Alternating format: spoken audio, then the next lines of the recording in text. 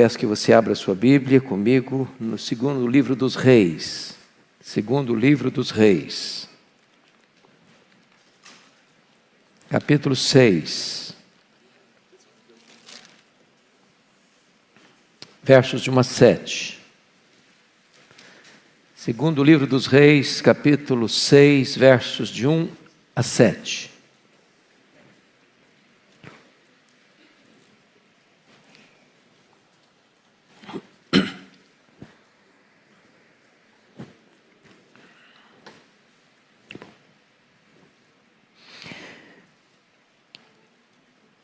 Disseram os discípulos dos profetas a Eliseu: eis que o lugar em que habitamos contigo é estreito demais para nós. Vamos, pois, até o Jordão.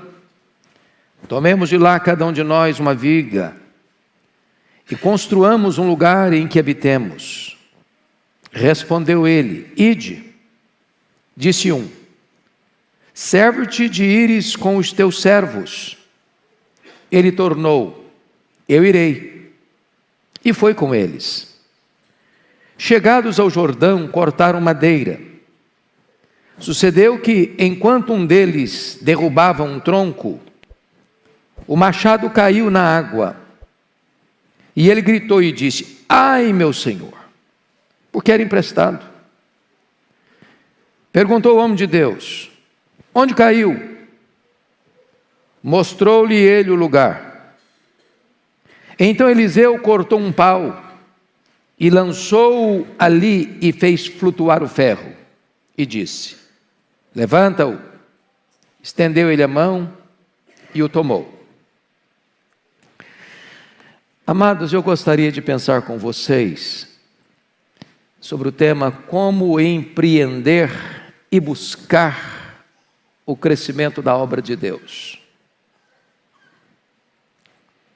O tempo em que esse texto está registrado era um tempo de grande crise.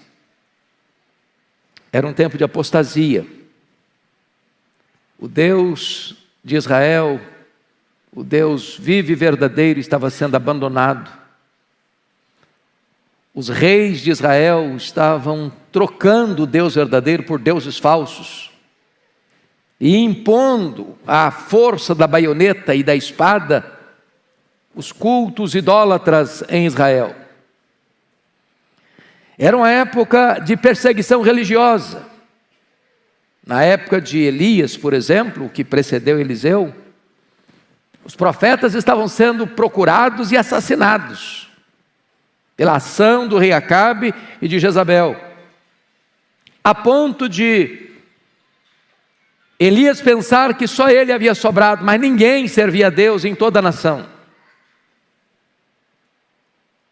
Mas era também uma época de crise econômica, uma época de fome, de aperto, de escassez, de privações.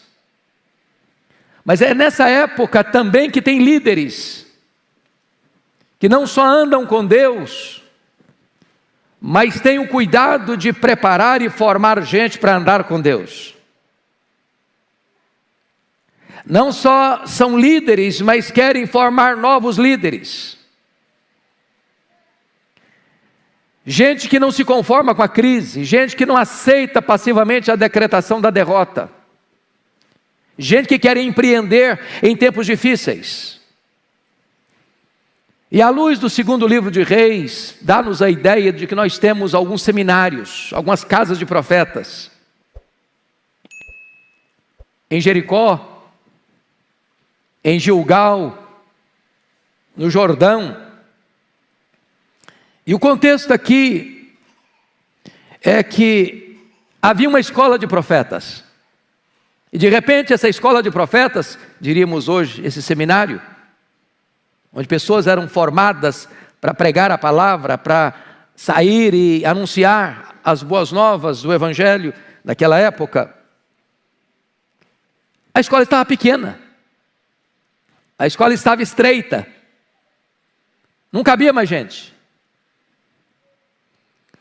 E em vez de dizer às pessoas que procuravam: olha, não tem mais vaga, as vagas encerraram. não tem mais jeito, pode voltar, não cabe mais. Estamos dispensando agora, chegamos ao nosso limite. Eles tomam outra decisão, a decisão de ampliar a casa, a decisão de empreender, a decisão de crescer, a decisão de ter a visão do farol alto, de subir nos ombros dos gigantes, de não se conformar. E diz a Escritura que os professores desse curso eram Elias, que já tinha sido arrebatado aos céus, e Eliseu. A gente não tem ciência exatamente do currículo do seminário, de que matéria eles ensinavam. Mas o que nós sabemos é que os professores eram homens de Deus. O que nós sabemos é que os professores eram homens de oração. O que nós sabemos é que os professores eram homens fiéis, que não se curvavam diante das pressões, nem da sedução da apostasia da época. O que nós sabemos é que os professores acreditavam no sobrenatural e experimentavam o sobrenatural de Deus no cotidiano da vida. Então, diz a Bíblia que um dos discípulos do profeta, um dos profetas, um dos seminaristas da época, disseram para Eliseu: olha, a casa está estreita, o seminário está pequeno, não tem mais vaga, precisamos crescer, precisamos avançar. Nós queríamos ir ao Jordão, cortar árvore. E eles não pediram ouro do Ofir, nem prata, nem cedro do Líbano, eles não queriam luxo, eles queriam amplitude, eles queriam ampliar. E Eliseu disse: pode ir. Aí um deles falou: Eliseu, vão com a gente. Nós precisamos da sua liderança, nós precisamos da sua visão, nós precisamos da sua companhia, nós precisamos dos seus conselhos, nós precisamos do seu direcionamento, nós precisamos de você com a gente. E Eliseu disse: vamos, eu vou. E cada um pegou o seu machado, e cada um começou a cortar a sua árvore, cada um fez a sua parte, e de repente um deles está cortando uma árvore, um tronco, e de repente o machado se desprendeu do cabo e foi para o fundo do rio. E o seminarista gritou: ai meu Senhor! Porque era emprestado. Gente, naquela época o seminarista já era duro. Pensa num povo duro, é seminarista. Na minha época de seminarista, eu não tinha dinheiro para pagar a passagem de ônibus para ir no centro da cidade, ia a pé, infeliz da vida. Parece que até hoje a situação é mais ou menos parecida. Acho que essa história nunca mudou. E o profeta pergunta: onde caiu? O Jordão não era um rio, e ainda hoje não é um rio de águas tão limpas. Você percebe antes lá o Naamã dizendo: não, lá na nossa terra tem rios muito melhores, esse rio barrento aí não está com nada não. Então pensa que caiu um machado num rio de águas barrentas, você não enxerga nada mesmo. E então diz a Bíblia que Eliseu derrubou um pau e milagrosamente o ferro do machado flutuou. E Eliseu disse para o seminarista assim: pega, continua o trabalho. Bom, amados irmãos, esse texto tem para nós algumas lições que eu gostaria de repartir com vocês. A primeira coisa que me impressiona aqui é que nós temos que ter sonho, desejo e propósito de crescer. A gente que está aqui em Pinheiros, essa é a conversa que a gente escuta todo dia, né? Todo culto.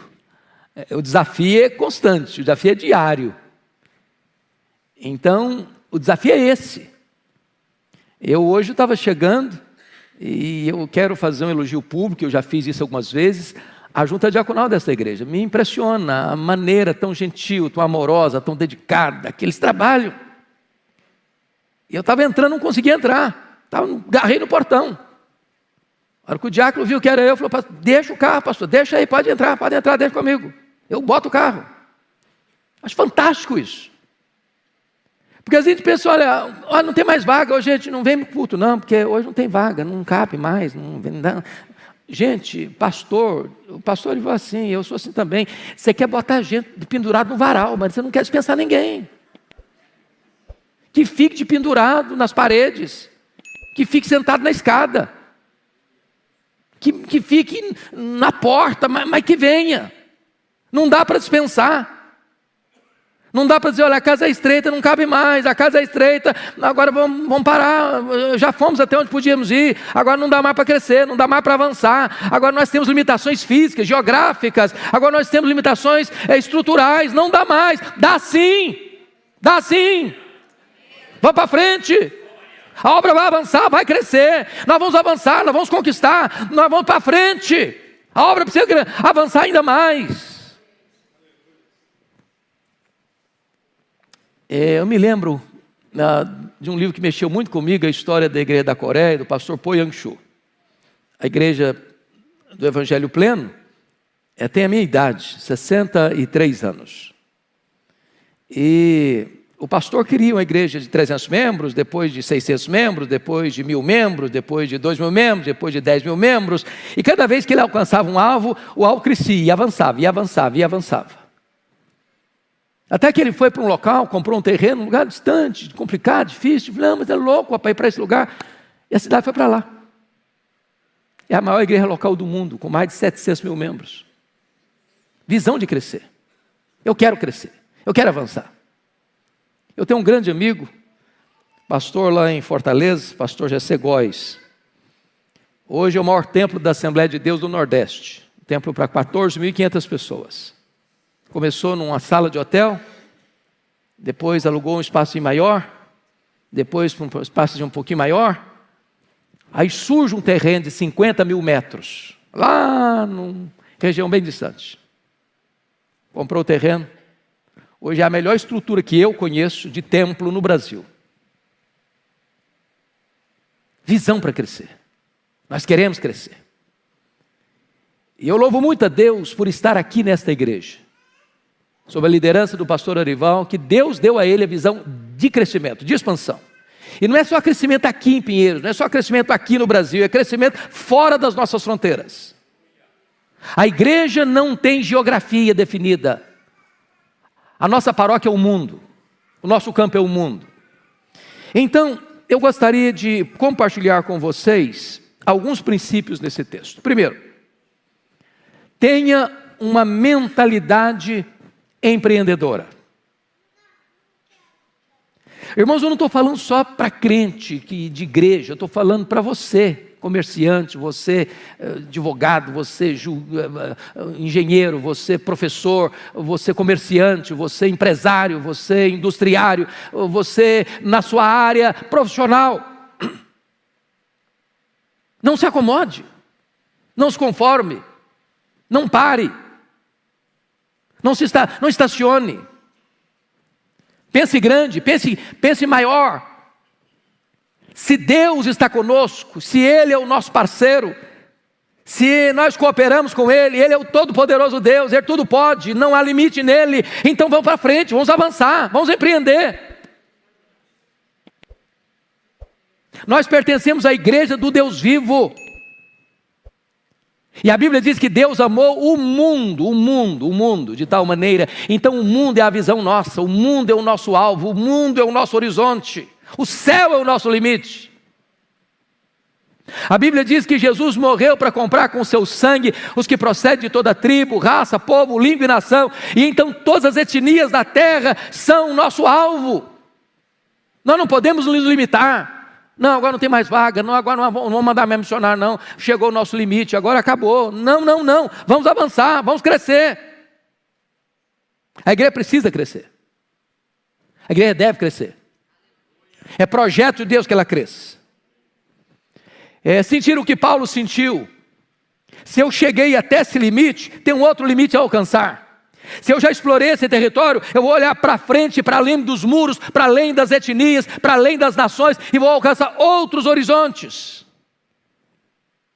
E ter o sentimento do pai do presbiterianismo, John Knox, que orava e chorava e dizia: dá-me a Escócia para Jesus, senão eu morro. é ter a visão de William Carey, de alargar o espaço da tenda e ir mais além, alcançando as nações. Se você pergunta, estamos satisfeitos com o que Deus tem feito em Pinheiros? Estamos, mas não conformados. Queremos mais, queremos muito mais, porque Deus tem mais para nós. A segunda verdade que esse texto nos ajuda a entender é que na busca desses alvos e sonhos, nós não podemos caminhar sem parceiros com a mesma visão e com o mesmo propósito. Tem gente que puxa para trás, tem gente que joga contra o patrimônio, tem gente que faz gol contra, tem gente que você faz uma força para lá e faz uma força para cá. E a gente precisa de parceiro. Ninguém trabalha sozinho. Quem deu a ideia, vamos ampliar o seminário, vamos abrir mais vagas, vamos dizer que tem mais espaço aqui. Ele não saiu sozinho com o machado em punho, ele buscou mais gente, ele procurou parceiros, ele procurou trabalhadores. E sabe, irmãos, nós somos um time. Nós somos um rebanho, nós somos uma família, nós somos uma igreja, nós somos um corpo. Para um corpo funcionar bem, é preciso que todos estejam unidos e olhando para o mesmo objetivo, para o mesmo propósito. A gente não pode drenar forças e energias com brigas internas, com lutas internas, com disputas internas, com interesses internos. Todos nós estamos debaixo da mesma batuta, com o mesmo propósito, caminhando na mesma direção, querendo a mesma coisa, a obra de Deus avançar. Pressão de parceiros, que tem a mesma visão, que tem a mesma paixão, que olha a crise não como um tempo de parar e recuar e acovardar, mas olha a crise como um tempo de avançar e conquistar mais espaço. Havia crise política, havia crise econômica, havia crise moral, havia crise religiosa, havia apostasia, mas esses profetas e esses discípulos de profetas não estão pensando em parar, não estão pensando em se proteger, eles estão pensando em alargar as fronteiras, ir para frente e crescer.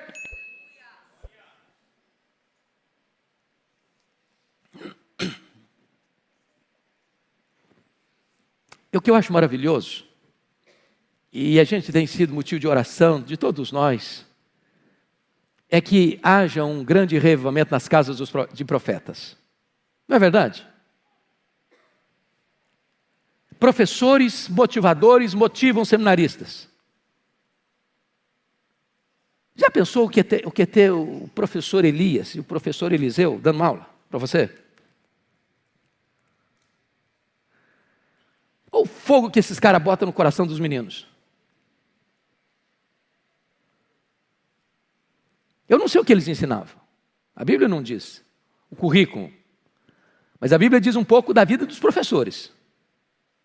Esses caras são homens de Deus.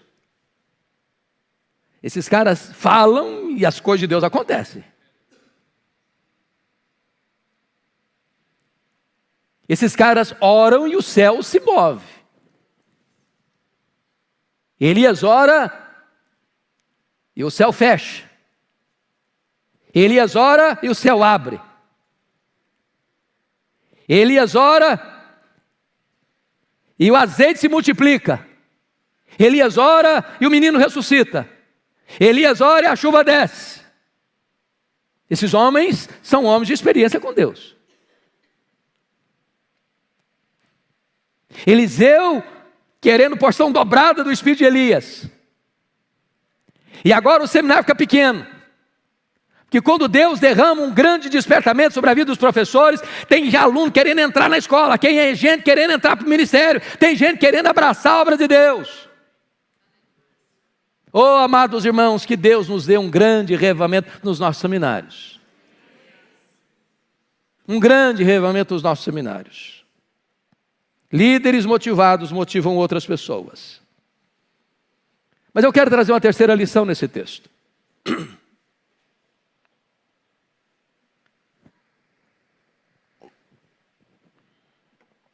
Andar com Deus não significa não enfrentar contratempo na vida. Eles estão fazendo a obra de Deus, estão querendo ampliar a casa de Deus, estão cortando madeira com o objetivo de ampliar a casa, e de repente o machado solta do cabo, vai para o fundo do rio. Há momentos em que a gente enfrenta decepções. Ministério não é fácil. A obra de Deus não se faz sem luta, sem dor, sem lágrima, sem sacrifício. E é curioso que às vezes nós fazemos a obra de Deus, irmãos, não é com sobra de recursos, é com o milagre da providência. Uma das coisas que nós escutamos todo dia aqui, pastor Arival, é que a igreja não é banco de investimento. Capital da guerra é fé. Deus dá o maná do dia. O machado é emprestado. E naquela época, irmãos, a gente pensa hoje, é fácil, né, pensar no machado, hoje está tão fácil comprar essas coisas. Mas naquela época não era fácil, não. Não se tinha com tanta facilidade trabalhar o ferro. E talvez o seminarista que pegou o machado emprestado ia ter que trabalhar para pagar o machado. Ninguém ia querer dizer, não, olha, eu peguei emprestado, mas não vou devolver porque perdi. Até hoje, quando você pega alguma coisa emprestada, a pessoa que emprestou espera que você devolva. E devolva inteiro. Quem pega emprestado tem que ter responsabilidade de pagar. Agora note você que às vezes a gente tem decepções, tem hora que o machado vai embora. E o machado tem o corte. E sem fio e sem corte, você não trabalha.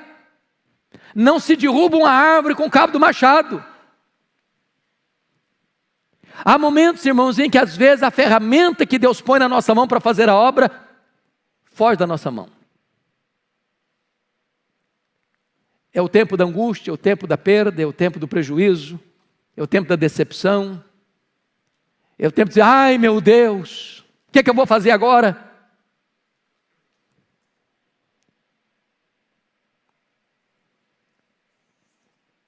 Agora deixa eu lhe dizer algo, as dificuldades não são o fim da sua história, não são o fim da sua história. Talvez hoje você está aqui, você é um obreiro de Deus, você é um servo de Deus, uma serva de Deus, talvez seu machado já caiu num poço d'água escura. E talvez você está aqui hoje, meu Deus, a minha vida perdeu por completo a capacidade de produzir. Eu não consigo fazer mais nada, o que eu faço não tem poder, o que eu faço não consigo mais nada, eu só estou com o cabo na mão, o machado já foi embora. Talvez você está até tentando fazer a obra de Deus com o cabo do machado. Mas eu quero dizer que as suas crises não são o fim da sua história. Se você está vivendo um momento de crise agora, o Deus que está aqui é o Deus da restauração, é o Deus que vai animar você, é o Deus que vai dar experiências a você, é o Deus que vai fazer um milagre, pode fazer um milagre para levantar você, para que a obra continue.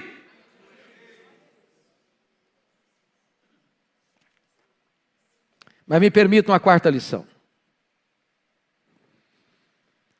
Nesse desejo de empreender e ver a obra crescer, valorize a presença de homens de Deus na sua caminhada.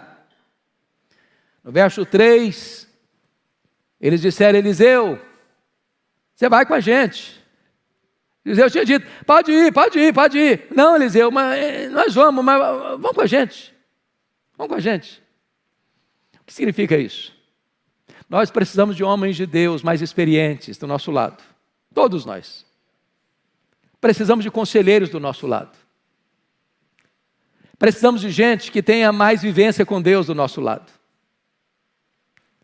Precisamos de gente que, na hora de uma crise, de uma dificuldade, de um problema para nós insolúvel, vai dizer, olha, a solução é essa, a solução é essa, a solução é esta, vamos por aqui.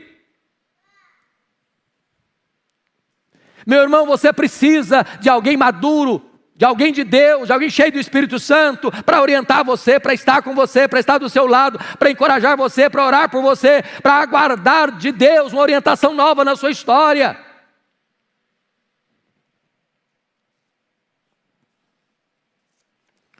Isso mostra para nós que o líder vai na frente. O líder abre caminho. O líder não é aquele que diz vai. O líder aqui diz vamos. Vamos.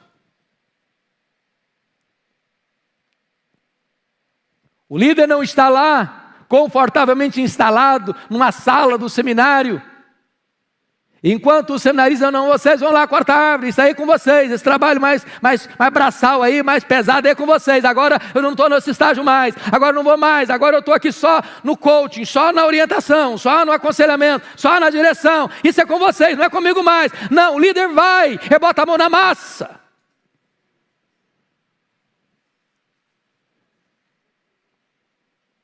Mas para concluir,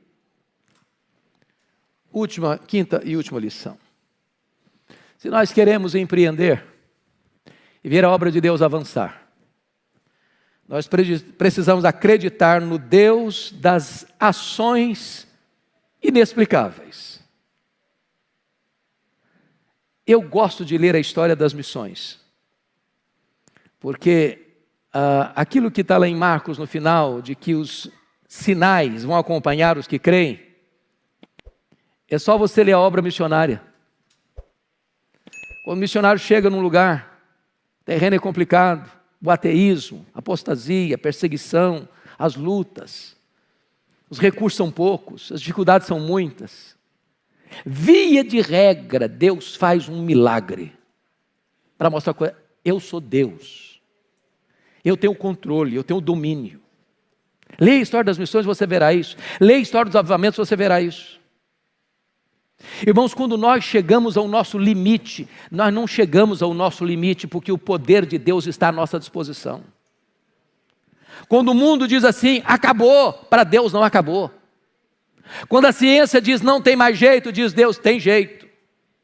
Quando os homens dão um decreto, diz agora acabou, não tem mais chance, Deus diz não, a história continua. O machado flutuou, e ferro não flutua, varão. Derrubou um pau não tem imã. Não foi aquele pau que jogado no Rio Jordão que fez o machado flutuar, não. Foi a mão do Deus Todo-Poderoso.